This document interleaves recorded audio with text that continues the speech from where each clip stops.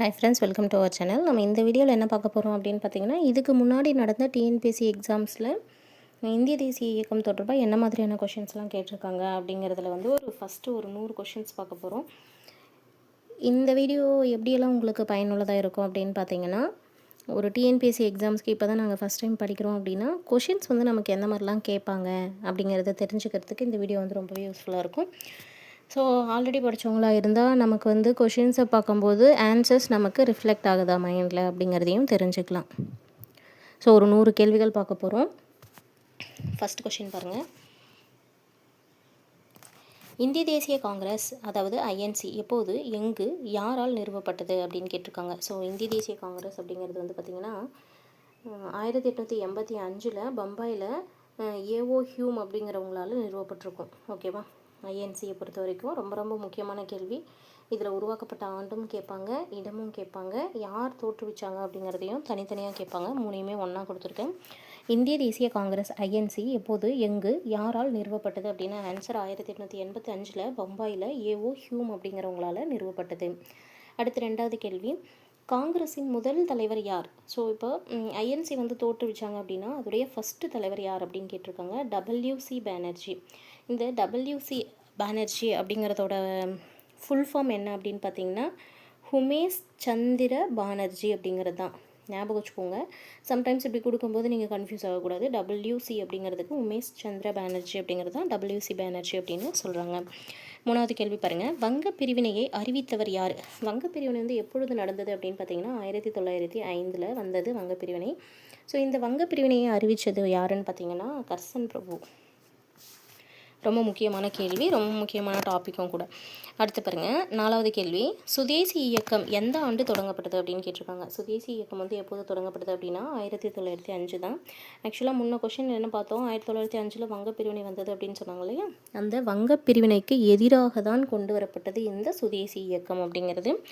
So அடுத்து பாருங்கள், ஐந்தாவது கேள்வி, காந்தியடிகள் தென்னாப்பிரிக்காவிலிருந்து எப்போது இந்தியா திரும்பினார்? ரொம்ப ரொம்ப முக்கியமான கேள்வி, ரிப்பீட்டடாக கேட்கக்கூடிய ஒரு கொஷினும் கூட. காந்தியடிகள் தென்னாப்பிரிக்காவிலேருந்து இந்தியா திரும்பினது எப்போன்னு பார்த்தீங்கன்னா ஜனவரி 9 இந்த ஜனவரி 9 1915 காந்தியடிகள் தென்னாப்பிரிக்காவில் வந்து இருந்து இந்தியாவுக்கு ரிட்டர்ன் வந்திருப்பாங்க. ரொம்ப முக்கியமான நாள். காந்தியடிகள் வந்து நம்மளுடைய இந்திய சுதந்திர போரில் அதிகமான மிக முக்கியத்துவம் வாய்ந்த ஒரு பங்கு அவரோட தான் அப்படிங்கிறதுனால காந்தியடிகள் தென்னாப்பிரிக்காவிலிருந்து இந்த இந்தியா வந்த ஜனவரி 9 ஒவ்வொரு ஆண்டும் ஒரு முக்கியமான தினமாக கொண்டாடிட்டு வராங்க. அது என்ன அப்படிங்கிறவங்க தெரிஞ்சவங்க கமெண்ட்ஸில் சொல்லுங்கள். ஓகேவா? அதுவுமே கொஷின்ஸில் கேட்பாங்க. அடுத்தது ஆறாவது கேள்வி, காந்தியோடைய முதல் சத்தியாகிரகம் எது அப்படின்னு கேட்குறாங்க. சரியா? காந்தியடிகள் வந்து இந்தியா வந்த உடனே என்ன பண்ணியிருப்பாங்க அப்படின்னா காந்தியடிகளுடைய அரசியல் குரு வந்து திலகர். நீங்கள் வந்து இந்தியா ஃபுல்லாக போயிட்டு பார்த்துட்டு வாங்க, இந்திய மக்களுடைய தேவைகள் என்னென்ன அப்படிங்கிறது நீங்கள் நாடு முழுவதும் ஒரு சுற்றுப்பயணம் மேற்கொண்டீங்கன்னா தான் உங்களுக்கு தெரியும் அப்படின்னு சொல்லியிருப்பாங்க. ஸோ அந்த மாதிரி எல்லாம் ஃபுல்லாக போயிட்டு அவங்க வந்து என்ன பண்ணியிருப்பாங்கன்னா காந்தியடிகள் வந்து 1917, 18 இந்த 2 ஆண்டுகள்லேயே ஒரு 3 முக்கியமான போராட்டங்களில் வந்து ஈடுபட்டு வந்திருப்பாங்க. ஓகேவா? அதில் ஒன்று வந்து பார்த்திங்கன்னா சம்ப்ரான் சத்தியாகிரகம். இதுதான் காந்தியடிகளுடைய முதல் சத்தியாகிரகமாக அதாவது கருதப்படுகிறது. ரொம்ப முக்கியமானது. 1917 சம்ப்ரான் சத்தியாகிரகம் அப்படின்னு சொல்லிட்டு ஒன்று நடத்தியிருப்பாங்க. சம்ப்ரான் அப்படிங்கிற பிளேஸு, அந்த பிளேஸை மையமாக வச்சு அந்த பேர் வச்சுருக்காங்க. சம்ப்ரான் சத்தியாகிரகம் நடத்தப்பட்ட ஆண்டு 1917. காந்தியடிகளுடைய முதல் சத்தியாகிரகமாக கருதப்படுகிறதுமே இந்த 1917 சம்ப்ரான் சத்தியாகிரகம் தான். அடுத்து 7வது பாருங்கள், ஒத்துழையாமை இயக்கம் அதாவது நான் கோஆப்ரேஷன் மூவ்மெண்ட் பார்த்துருப்போம். அந்த ஒத்துழையாமை இயக்கம் எந்த ஆண்டு தொடங்கப்பட்டது அப்படின்னு கேட்டிருக்காங்க. 1920 தொடங்கப்பட்டது ஒத்துழையாமை இயக்கம். 8வது கேள்வியை பாருங்கள், தண்டி யாத்திரை உப்பு சத்தியாகிரகம் எப்போது நடைபெற்றது அப்படின்னு கேட்டிருக்காங்க. தண்டி யாத்திரை உப்பு சத்தியாகிரகமானது 1930 நடந்தது. தண்டி யாத்திரை உப்பு சத்தியாகிரகம் 1930 நடந்தது. எப்போ தொடங்குச்சு அப்படின்னா மார்ச் 12 தொடங்கி ஏப்ரல் 6 வரைக்கும் நடந்தது. ஓகேவா? மார்ச் 12 முதல் ஏப்ரல் 6 வரைக்கும் நடந்தது. தண்டி யாத்திரை உப்பு சத்தியாகிரகம் எப்போது நடைபெற்றது அப்படின்னு கேட்டிருக்காங்க. 1930 மார்ச் 12 ஏப்ரல் 6 வரைக்கும் நடைபெற்றது. அடுத்து இருக்கிறதும் 9வது கேள்வியும் ரொம்ப இம்பார்ட்டன்ட் தான். வெள்ளையனே வெளியேறு இயக்கம் எப்போது தொடங்கப்பட்டது? ரொம்ப ரொம்ப முக்கியமானது, ரிப்பீட்டாக கேட்குறது தான். 1942 ஆகஸ்ட் 8. ஓகேவா? 1942 ஆகஸ்ட் 8 வெள்ளையனே வெளியேறு இயக்கம் தொடங்கப்பட்டது. அடுத்தது இந்த வெள்ளையனே வெளியேறு இயக்கத்தப்போ கூட பார்த்திங்கன்னா ரொம்ப ரொம்ப முக்கியமான ஒரு கோட் மகாத்மா காந்தி சொல்லியிருப்பாங்க. செய் அல்லது செத்து மடி, அதாவது டூ ஆர் டை அப்படிங்கிற ஒரு முழக்கத்தை வந்து சொல்லியிருப்பாங்க. யாருன்னு கேட்டிருக்காங்க பாருங்கள், மகாத்மா காந்தி அவர்கள். செய்யலது செத்துமடி அப்படிங்கிறது டூ ஆர் டை அப்படிங்கிற முழக்கத்தை எழுப்பியவர் யாருன்னு பார்த்தீங்கன்னா மகாத்மா காந்தி. அடுத்து பாருங்கள் 11வது கேள்வி. கிபி 1790ஆம் ஆண்டு திப்பு சுல்தான் ஆங்கிலேயரின் நட்பு நாடான எதை தாக்கினார்? அதாவது 1790 திப்பு சுல்தான் என்ன பண்ணியிருப்பாங்கன்னா ஆங்கிலேயர்களுக்கு உதவக்கூடிய ஒரு நாட்டை வந்து தாக்கியிருப்பாங்க. அது எதுன்னு கேட்டிருப்பாங்க. ஆன்சர் திருவிதாங்கூர். 12வது கேள்வி. மாண்டேக செம்ஸ்போர்டு சீர்திருத்தங்கள் கிபி 1919 ஆங்கிலேயர்கள் பெருந்தன்மையற்ற செயல் எனவும் அதனை ஏற்றுக்கொள்வது இந்தியருக்கு மதிப்புடையதாகாது என்றும் யார் சொன்னாங்கன்னு கேட்குறாங்க. அன்னி பெசன்ட் அவர்கள். 13வது கேள்வி. மிதவாதிகளின் கோரிக்கைகளை தீவிரவாதிகள் எவ்வாறு வர்ணித்தனர்? அரசியல் பிச்சை. அதாவது மிதவாதிகளுடைய கோரிக்கைகள் ஆங்கிலேயர்கள் வந்து என்ன பண்ணியிருப்பாங்க அப்படின்னா ஆங்கிலேயர்களோட அரசியலில் நம்ம ஈடுபட்டு போயிட்டு நம்ம வந்து நம்மளுடைய உரிமைகள் எல்லாம் சட்டப்படி கேட்கணும் அப்படின்னு நினைக்கிறவங்க மிதவாதிகள். போரிட்டு தான் அவங்கக்கிட்ட வந்து போராட்டங்கள் நடத்தி தான் நமக்கு தேவையான உரிமைகள்லாம் கேட்கணும் அப்படின்னு நினைக்கிறவங்க தீவிரவாதிகள். ஸோ இந்த காங்கிரஸ்லேயே 2 பிரிவாக பிரியும் போது இந்த மிதவாதிகள் வந்து கோரிக்கைகள் வைக்கணும்னு சொல்கிறது வந்து தீவிரவாதிகள் என்ன சொல்கிறாங்க அப்படின்னா அரசியல் பிச்சை அப்படின்னு சொல்கிறாங்க. அடுத்த கேள்வி. எந்த போரின் முடிவில் ஆங்கிலேய கிழக்கிந்திய வணிக குழுவிற்கு திவானி உரிமம் வழங்கப்பட்டது அப்படின்னு கேட்டிருக்காங்க. ஆன்சர் பக்சார் போர். நெக்ஸ்ட் கொஸ்டின் பாருங்கள். ஆங்கிலேயர்களால் 2ஆம் பகதூர் ஷா சிறைப்பிடிக்கப்பட்டு ஆயுள் கைதியாக எங்கே நாடு கடத்தப்பட்டார்? ஆங்கிலேயர்கள் 2ஆம் பகதூர் ஷாவை சிறைப்பிடித்து நாடு கடத்திய இடம் ரங்கூன். 16வது கேள்வி. 1857ஆம் ஆண்டு கிளர்ச்சியில் முதலில் புரட்சி எந்த இடத்தில் தோன்றியது அப்படின்னா பாரக்பூர். ரொம்ப முக்கியமான கேள்வி. முதல் வட்டார மொழி பத்திரிகை எது அப்படின்னு கேட்டிருக்காங்க. சமாச்சார் பத்திரிகை தான். நெக்ஸ்ட் கொஸ்டின் பாருங்கள். இந்திய அரசு சட்டம் 1935 படி தேர்தல்கள் எப்போது நடத்தப்பட்டது அப்படின்னா 1937. 19வது கேள்வி. சரஸ்வதி மகால் நூலகம் யாரால் கட்டப்பட்டது அப்படின்னா ராஜ சாரபோஜி அவர்கள். 20வது கேள்வி. கிரிப்ஸ் தூதுக்குழுவில் உறுதிமொழிகள் திவாலாகி கொண்டிருக்கும் வங்கியின் பின்தேதியிட்ட காசோலை அப்படின்னு சொல்லி யார் கூப்பிட்டாங்கன்னு சொல்கிறாங்க. அது வந்து பார்த்திங்கன்னா மகாத்மா காந்தி தான் சொல்லியிருப்பாங்க. அதாவது கிரிப்ஸ் தூதுக்குழு அறிக்கை கொடுத்துருப்பாங்க இல்லையா, அவங்களுடைய உரிமைகளை திவாலாகி கொண்டிருக்கும் வங்கியோட பின்தேதியிட்ட காசோலை அப்படின்னு சொல்லி அழைத்தவர் மகாத்மா காந்தி அவர்கள். 21வது கேள்வி. நம் வாழ்வில் ஒளி மறைந்து எங்கும் இருள் சூழ்ந்து விட்டது அப்படின்னு சொன்னவங்க யாருன்னு கேட்குறாங்க. ஜவஹர்லால் நேரு. அதாவது காந்தியடிகள் வந்து இறந்தபோது இந்த மாதிரி சொல்லுவாங்க, நம் வாழ்வில் ஒளி மங்கி எங்கேயுமே இருள் சூழ்ந்துருச்சு அப்படின்னு சொல்லிட்டு ஜவஹர்லால் நேரு அவர்கள் சொல்லியிருப்பாங்க. அடுத்தது 1886ஆம் ஆண்டு டஃப்ரின் காங்கிரஸ் உறுப்பினர்களுக்கு எங்கு தேநீர் விருந்து கொடுத்தாங்கன்னு கேட்குறாங்க. 1886ஆம் ஆண்டு கல்கத்தாவில் டஃப்ரின் அப்படிங்கிறவங்க காங்கிரஸ் உறுப்பினர்களுக்கு தேநீர் விருந்து கொடுத்துருப்பாங்க. 23வது கேள்வி. 1817ஆம் ஆண்டு பிஷ்வாவால் தாக்கப்பட்ட ஆங்கிலேய இருப்பிடம் எது அப்படின்னு கேட்டிருக்காங்க. பீஷ்வா வந்து என்ன பண்ணியிருப்பாங்க அப்படின்னா 1817 பூனாவை தாக்கியிருப்பாங்க. நெக்ஸ்ட் கேள்வி பாருங்கள். வங்காள குத்தகை சட்டத்தை நிறைவேற்றியவர் யார்? Answer Marquis Hastings. வங்காள குத்தகை சட்டத்தை நிறைவேற்றியவர் மார்க்விஸ் ஹேஸ்டிங்ஸ். ஆங்கிலேய படை உதவியுடன் அயோத்தி நவாப் ரோஹில்லா போரில் யாரை எதிர்த்து போரிட்டார் அப்படின்னு கேட்குறாங்க. ஆசிப் ரஹ்மத் கான் அப்படிங்கிறவங்க. ஓகேவா. ஆங்கில படையோட ஹெல்ப்போட அயோத்தி நவாப் வந்து ஒரு ரோஹில்லா போரில் ஆசிப் ரஹமத் கானை வந்து எதிர்த்து போர் புரிஞ்சிருப்பாங்க. அடுத்தது 4வது ஆங்கிலோ மைசூர் போரில் மெட்ராஸ் இராணுவத்துக்கு தலைமையேற்றவங்க யாருன்னு கேட்குறாங்க. வெல்லஸ்லி பிரபு அவர்கள். அதாவது ஆங்கில மைசூர் போர் வந்து மொத்தம் 4 நடந்திருக்கும். அதில் 4வதாக நடந்த ஆங்கில மைசூர் போரில் மெட்ராஸ் இராணுவத்துக்கு தலைமையேற்றவங்க யாருன்னு பார்த்தீங்கன்னா வெல்லஸ்லி பிரபு. 27வது. இந்தியாவுக்குன்னு தனி சட்ட ரீதியான ஒரு ஆட்சி பணித்துறை எப்போ நிறுவப்பட்டதுன்னு கேட்டிருக்காங்க. 1876. அடுத்த கேள்வி. சௌரி சௌரா சம்பவம் நடைபெற்ற நாள் எது? பிப்ரவரி 5, 1922. கொரில்லா பொறுமுறைனா என்ன அப்படின்னு கேட்டிருக்காங்க. கொரில்லா பொறுமுறை அப்படிங்கிறது முறைசாரா பொறுமுறை தான் கொரில்லா பொறுமுறைன்னு சொல்லுவாங்க. அதாவது மலைப்பகுதிகளில் மறைந்திருந்து தாக்கக்கூடிய ஒரு பொறுமுறை தான் இந்த முறைசாரா பொறுமுறை அப்படிங்கிறது. 30வது கேள்வி. எந்த ஆண்டு இந்தியாவை சார்ந்த திருமதி விஜயலட்சுமி பண்டிட் அவர்கள் ஐநாவின் பொது சபைக்கு தலைவராக தேர்ந்தெடுக்கப்பட்டார் அப்படின்னு கேட்டிருக்காங்க. ஆன்சர் 1953. எந்த ஆண்டு இந்தியாவை சேர்ந்த விஜயலட்சுமி பண்டிட் அப்படிங்கிறவங்க ஐநாவோட பொது சபைக்கு தலைவராக தேர்ந்தெடுக்கப்பட்டாங்க? ஆன்சர் 1953.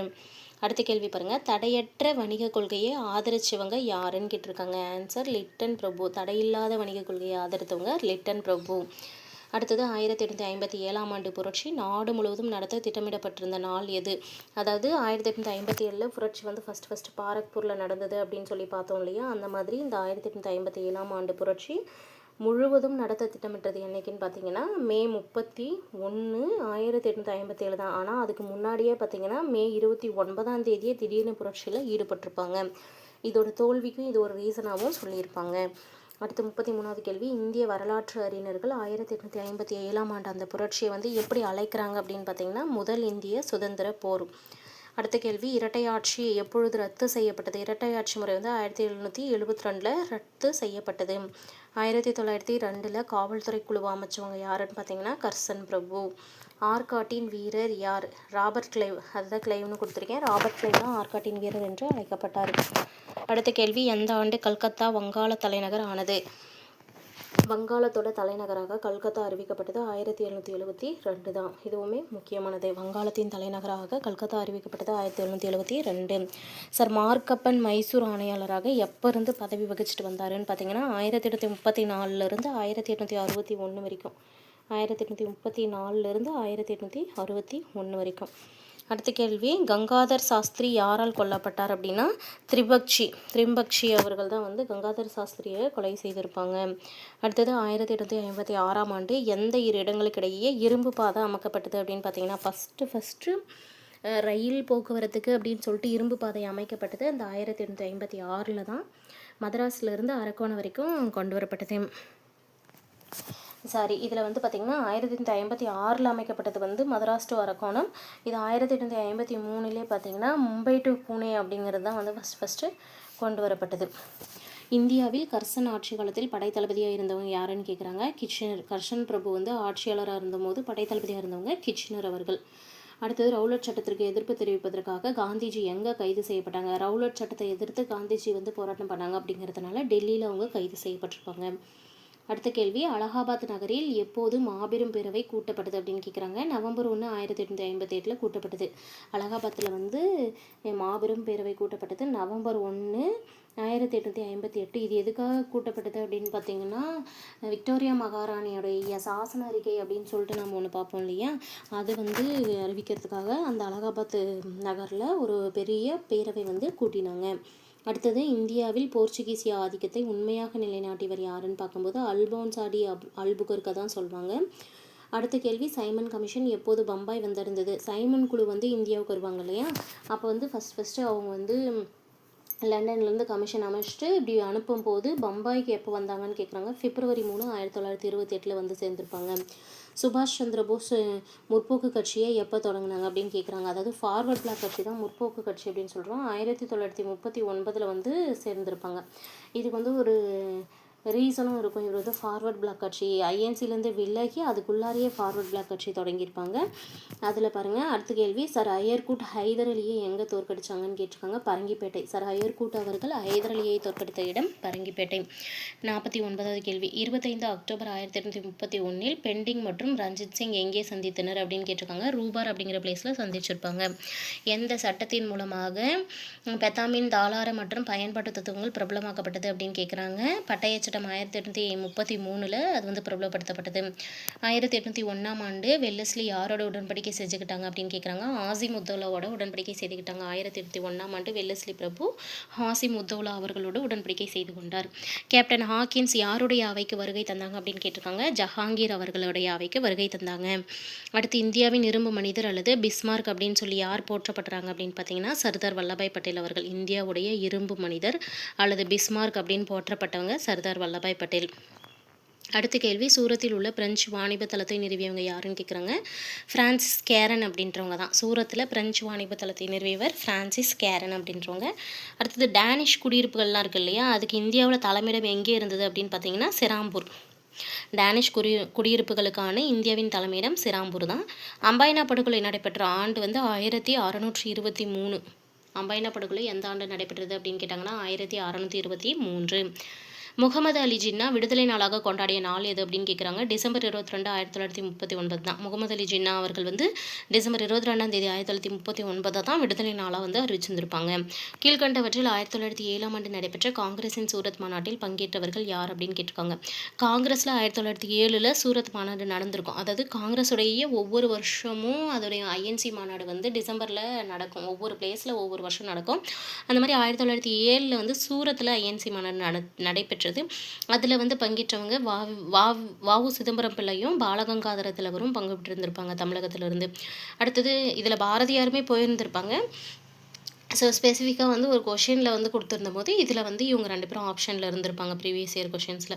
அடுத்தது, காந்தி ஒத்துழையாமை இயக்கம் வந்து எதுக்காக தொடங்கினாங்க அப்படின்னு கேட்காங்க. 1919 1919 இருந்த ரவுலட் சட்டம், அப்புறம் ஜாலியன் வாலாபாக் படுகொலை, மாண்டகு செம்ஸ்போர்டு சீர்திருத்தம், இது எல்லாமே தான் பார்த்திங்கன்னா காந்தி வந்து 1920 ஒத்துழைமை இயக்கம் தொடங்குறதுக்கு ஒரு காரணங்களாக இருந்தது. முக்கியமாக ரவுலட் சட்டம், அடுத்தது ஜாலியன் வாலாபாக் படுகொலை, மாண்டேகு செம்ஸ்போர்டு சீர்திருத்தம், இதெல்லாம். அடுத்தது தேசிய உணர்வை தூண்டுவதற்காக மராத்திய மொழியில் கேசரி அப்படிங்கிற செய்தித்தாளை ஆரம்பித்தவங்க யாருன்னு கேட்குறாங்க. ஆன்சர் பாலகங்காதர திலகர். 1941 ஃபார்வர்ட் பிளாக் கட்சியை ஆரம்பித்தவங்க யார் அப்படின்னு கேட்டிருக்காங்க. சுபாஷ் சந்திர போஸ் அவர்கள். அடுத்தது அலிப்பூர் வெடிகுண்டு வழக்கில் அரவிந்த கோஷுக்கு ஆதரவு தந்தவங்க யாருன்னு கேட்குறாங்க. அலிப்பூர் வெடிகுண்டு வழக்கில் அரவிந்த கோஷுக்கு ஆதரவாக இருந்தவங்க சித்ரஞ்சன் தாஸ் தான். அவருக்காக இவர் வந்து வாதாடி இருப்பாங்க. அடுத்தது வங்காள அமைதியின்மையின் தந்தை என கருதப்படுவர் யாருன்னு பார்த்தீங்கன்னா சுரேந்திரநாத் பானர்ஜி. இவங்களை வந்து சுருக்கமாக SN பானர்ஜி அப்படின்னும் சம்டைம்ஸ் கொடுப்பாங்க, ஞாபகம் வச்சுக்கோங்க. வங்காள அமைதியின்மையின் தந்தை என்று கருதப்பட்டவர் சுரேந்திரநாத் பானர்ஜி. அடுத்த 64வது கேள்வி, சுதேசி இயக்க போராட்டத்தின் பொழுது ரக்ஷாபந்தன் அப்படிங்கிற குறியீட்டு போராட்டத்தை நடத்தினவங்க யார் அப்படின்னு கேட்குறாங்க. சுதேசி இயக்க போராட்டத்தப்ப ரக்ஷாபந்தன் அப்படிங்கிற ஒரு குறியீடு வச்சு ஒரு போராட்டம் நடத்துனாங்க இல்லையா, யாருன்னு கேட்குறாங்க. ரவீந்திரநாத் தாகூர் தான். அதாவது மக்களுடைய வேறுபாடுகளை நீக்கி ஒற்றுமைக்காக அப்படிங்கிற அந்த கான்செப்டில் எல்லாருமே ஒன்றுபட்டு விடுதலைக்கு போராடுவோம் அப்படிங்கிற கான்செப்டில் இது கொடுத்துருப்பாங்க. ஜாலியன் வாலாபாக் படுகொலை நிகழ்வை குறித்து விசாரிக்க ஆங்கிலேயர்களால் அமைக்கப்பட்ட குழு எது அப்படின்னு கேட்குறாங்க. ஹண்டர் குழு தான். ஜாலியன் வாலாபாக் படுகொலை வந்து பார்த்திங்கன்னா 1919 நடந்திருக்கும்ல, அதை குறித்து விசாரணை செய்வதற்காக ஆங்கிலேயர்களே அமைத்த குழு தான் ஹண்டர் குழு.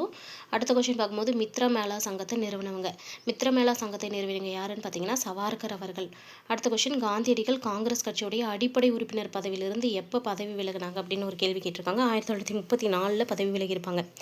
காந்தியடிகள் காங்கிரஸுடைய கட்சியுடைய அடிப்படை உறுப்பினர் அப்படிங்கிற பதவியிலிருந்தே விட்டு விலகியிருப்பாங்க 1934. ஜாலியன் வாலாபாக் படுகொலைக்கு காரணமாக மைக்கேல் டயரை சுட்டு கொண்டவங்க யார் அப்படின்னு கேட்டிருக்காங்க. உத்தம் சிங் அவர்கள். ஜாலியன் வாலாபாக் படுகொலைக்கு காரணமாக இருந்த அந்த மைக்கேல் ரெஜினால்டு டயர், மைக்கேல் ஓ டயர் அப்படின்னு சொல்லி 2 பேர் இருப்பாங்க. அதில் வந்து மைக்கேல் ஓ டயர் வந்து இறந்துருப்பார். ரெஜினால்டு டயர் அவர்கள் தான் வந்து சுட்டுக் கொல்லப்பட்டிருப்பாங்க. உத்தம் சிங் அவர்களால் சுட்டுக் கொல்லப்பட்டிருப்பாங்க. அடுத்தது பாருங்கள், இந்திய விடுதலைக் கழகம் யார் தோற்றுவிச்சாங்க? இந்திய விடுதலைக் கழகம் யாரால் தோற்றுவிக்கப்பட்டதுன்னு பார்க்கும்போது ராஷ் பிகாரி போஸ் அவர்களால் தோற்றுவிக்கப்பட்டது. 70வது கேள்வி, மார்ச் 23, 1931 பகத்சிங் என்ன காரணத்திற்காக தூக்கிலிடப்பட்டார்? பகத்சிங் வந்து பார்த்திங்கன்னா 1931 மார்ச் 23 தூக்கிலிடப்பட்டாங்கன்னு இருக்குது. என்ன ரீசன் அப்படின்னு கேட்டிருக்காங்க. சாண்டர்ஸ் அப்படிங்கிற ஒரு போலீஸ் அதிகாரி வந்து சுட்டு கொண்டிருப்பாங்க. அதற்காக பகத்சிங் வந்து தூக்கிலிடப்பட்டிருப்பாங்க. அடுத்த கேள்வி, 1930 புகழ்பெற்ற சிட்டகாங் ஆயுத கிடங்கு கைப்பற்றும் நிகழ்வில் தலைமையேற்று நடத்துவங்க. இந்த சிட்டகாங் புரட்சியை வந்து தலைமையேற்று நடத்தினவங்க சூர்யா சென். அந்த மந்த்து ப்ளஸ் ஒரு டேட்டும் கேட்பாங்க. அது உங்களுக்கு தெரிஞ்சதுன்னா கமெண்ட் பண்ணுங்கள். வருஷம் வந்து 1930. அடுத்து தலைமை தாங்கியவங்க சூர்யா சென் அவர்கள். இந்திய தேசிய இராணுவம் என்கிற அமைப்பை முதலாக உருவாக்கியவர் யார்? இந்திய தேசிய இராணுவம் அப்படிங்கிற கான்செப்டே கொண்டு வந்தவங்க மோகன் சிங் அப்படிங்கிறவங்க தான். இவங்களும் வந்து தமிழகத்தை சேர்ந்தவங்க தான். இது ஒரு முக்கியமான பாயிண்ட். அடுத்த கேள்வி, சாந்தி நிகேதன் அமைப்பை தோற்றுவிச்சவங்க யார் அப்படின்னு கேட்டிருக்காங்க. ரவீந்திரநாத் தாகூர். சாந்தி நிகேதன் அப்படிங்கிற அமைப்பை தோற்றுவித்தவர் ரவீந்திரநாத் தாகூர். அடுத்த கொஸ்டின், 1909 பஞ்சாப் இந்து சபாவை நிறுவியவர் யார் அப்படின்னு கேட்டிருக்காங்க. UN முகர்ஜி அவர்கள். 1909 பஞ்சாப் இந்து சபா தோற்றுவிக்கப்பட்டது UN முகர்ஜி அவர்களால்.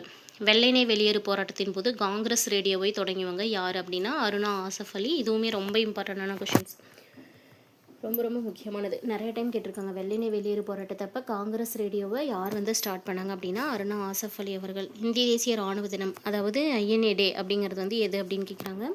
நவம்பர் 12, 1945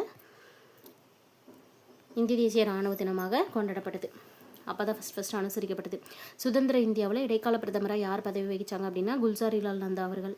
சுதந்திரம் பெற்ற பிறகு பிரதமரை தேர்ந்தெடுப்பதற்கு முன்பாக அந்த இடைக்காலத்தில் பிரதமராக இருந்தவங்க குல்சாரிலால் நந்தா அவர்கள். இந்துஸ்தான் சமதர்ம குடியரசு கழகம் அப்படிங்கிறத யார் தோற்றுவித்தாங்க அப்படின்னு பார்த்தீங்கன்னா பகத்சிங். இதுவுமே ரொம்ப முக்கியமானது. இது எல்லாமே பார்த்தீங்கன்னா 12th ஸ்டாண்டர்ட் ஹிஸ்ட்ரி புக்கில் இருக்கும் இந்த கொஷின்ஸ் எல்லாமே. இந்துஸ்தான் சமதர்ம குடியரசு கழகம் யாரால் தோற்றுவிக்கப்பட்டது? பகத்சிங். அடுத்த கேள்வி, 1994 நடால் இந்திய காங்கிரஸ் அப்படிங்கிற அமைப்பை தொடங்கியவங்க யாருன்னு பார்த்தீங்கன்னா மகாத்மா காந்தி அவர்கள். அமெரிக்காவில் தன்னாட்சி கழகத்தை ஸ்டார்ட் பண்ணுவாங்க. ரொம்ப முக்கியமான கொஷின். நார்மலாக தன்னாட்சி கழகம் அப்படின்னா வந்து அன்னிபெசன்ட் அம்மையாரை தான் நம்ம யோசிப்போம். அமெரிக்காவில் தன்னாட்சி கழகம் அப்படின்னா லாலா லஜபதி ராய் அவர்கள். ரொம்ப முக்கியமான ஞாபகம் வச்சுக்கணும். எந்த நாள் நேரடி நடவடிக்கை மேற்கொள்ளப்படும் என்று முகமது அலி ஜின்னா அறிவிச்சாங்க அப்படின்னு கேட்குறாங்க. 1946 ஆகஸ்ட் 16 தான் நேரடி நடவடிக்கை நாளாக அறிவிக்கப்பட்டது. ஆகஸ்ட் 16, 1946. இந்தியா விடுதலை அடைந்த பொழுது இந்திய தேசிய காங்கிரஸின் தலைவராக இருந்தவர் யார் அப்படின்னு கேட்குறாங்க. இந்தியா விடுதலை அடையும் போது ஐஎன்சியுடைய தலைவராக இருந்தவங்க ஜேபி கிருபாலனி அவர்கள்.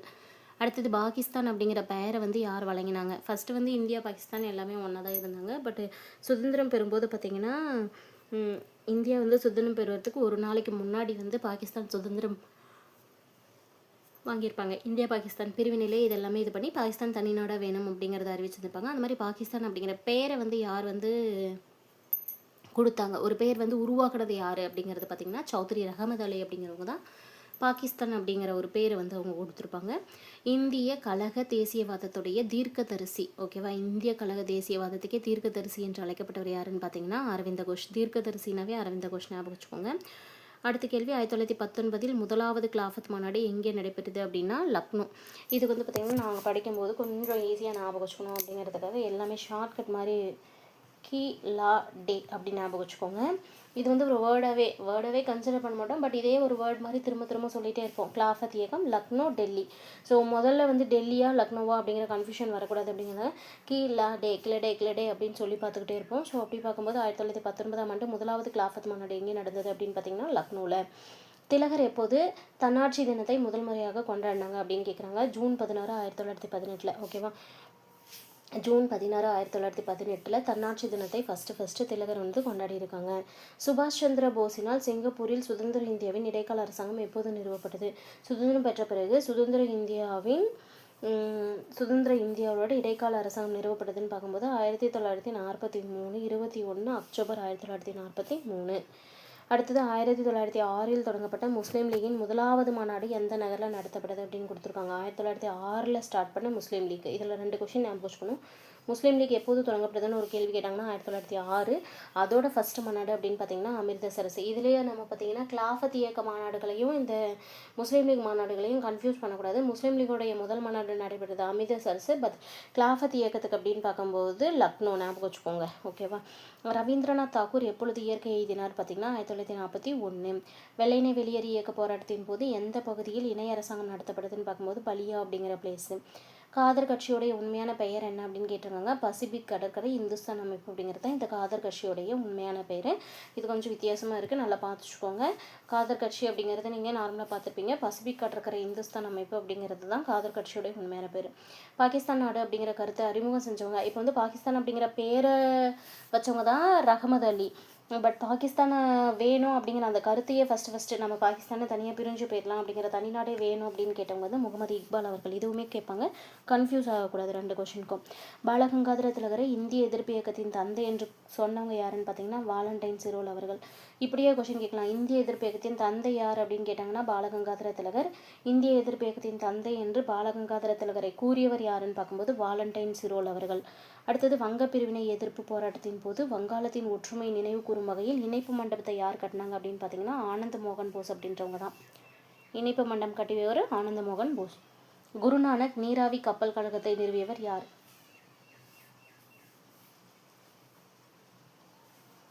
பாபா குர்ஜித் சிங் அப்படிங்கிறவங்க தான். ஓகேவா? குருநானக் நீராவி கப்பல் கழகத்தை நிறுவியவர் பாபா குர்ஜித் சிங் அப்படிங்கிறவங்க. அடுத்தது 1933 நவஜீவன் அப்படிங்கிற தினசரி பத்திரிகையை கொண்டு வந்தவங்க காந்தியடிகள். 1933 நவஜீவன் அப்படிங்கிற பத்திரிகையை கொண்டு வந்தவங்க காந்தியடிகள். தேசியவாதத்துடைய கவிஞர் என்று அழைக்கப்பட்டவர் அரவிந்த கோஷ். தேசியவாதத்துக்கே கவிஞர் என்று அழைக்கப்பட்டவர் அரவிந்த கோஷ். நெக்ஸ்ட் கொஸ்டின் பாருங்கள். சுபாஷ் சந்திர போஸுடைய அரசியல் குரு யாருன்னு பார்த்தீங்கன்னா சித்ரஞ்சன் தாஸ். இதுலேயே பார்த்தீங்கன்னா காந்தியடிகள் அப்படின்னு பார்க்கும்போது காந்தியடிகளின் அரசியல் குருவாக கருதப்படுபவர் திலகர் அவர்கள். ஞாபகம் வச்சுக்கோங்க. அவர் சொல்லி தான் காந்தியடிகள் தென்னாப்பிரிக்காவிலிருந்து இந்தியாவுக்கே வந்திருப்பாங்க. சுபாஷ் சந்திர போஸுடைய அரசியல் குருவாக பார்க்கப்படுவர் சித்ரஞ்சன் தாஸ் அவர்கள். அடுத்தது பாருங்கள். 1945 சிம்லா பேச்சுவார்த்தையப்போ காங்கிரஸ் கட்சியுடைய தலைமையாக யார் இருந்தாங்கன்னா அபுல் கலாம் ஆசாத். 1945 சிம்லாவில் வந்து முஸ்லீம்களுக்கும் இந்துக்களுக்கும் ஒரு பேச்சுவார்த்தை நடத்தணும் அப்படிங்கிறதுக்காக சிம்லா மாநாடு கூட்டுவாங்க. அந்த சிம்லா மாநாட்டில் வந்து பார்த்திங்கன்னா ஐஎன்சியுடைய தலைவராக அப்போ இருந்தவங்க அபுல் கலாம் ஆசாத். அடுத்து லாஸ்ட்டாக பார்க்குறது இந்த வீடியோடைய கடைசி கேள்வி. காந்தியடிகளால் சபர்மதி ஆசிரமம் எப்போ கட்டப்பட்டது அப்படின்னு கேட்டிருக்காங்க. 1917 கட்டப்பட்டது. ஸோ அடுத்து வேறு ஒரு 100 முக்கியமான ஐஎன்எம் கேள்விகளோட நெக்ஸ்ட் வீடியோவில் பார்க்கலாம். இந்த வீடியோ உங்களுக்கு யூஸ்ஃபுல்லாக இருந்ததுன்னா உங்கள் ஃப்ரெண்ட்ஸ்க்கும் ஷேர் பண்ணுங்கள். நம்ம சேனல் இப்போ தான் ஃபஸ்ட் டைம் பார்க்குறீங்க அப்படின்னா சேனலை சப்ஸ்கிரைப் பண்ணி பக்கத்தில் இருக்கிற பெல் ஐக்கனை கிளிக் பண்ணி ஆல்னு செட் பண்ணி வச்சுக்கோங்க. தேங்க்யூ.